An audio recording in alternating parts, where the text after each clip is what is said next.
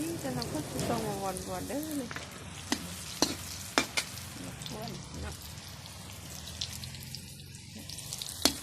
เลยผมก็มาเคลียร์ทำไปก่อนเนาะจีนเครื่องไป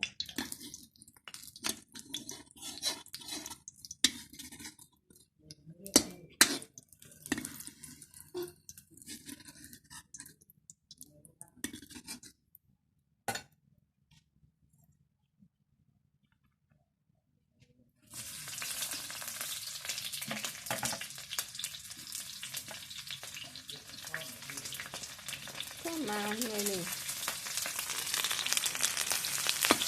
มีแค่หน่วยที่ข้าวท่านเนาะหน่วยที่เที่ยวท่านจะแซ่บดี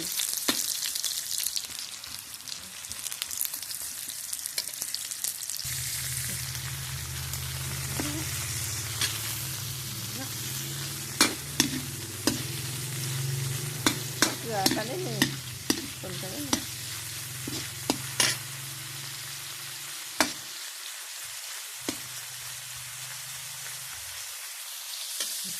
เป็นอย่างนี้เนาะมันกันครับจะมาตำมันเสียผักบัว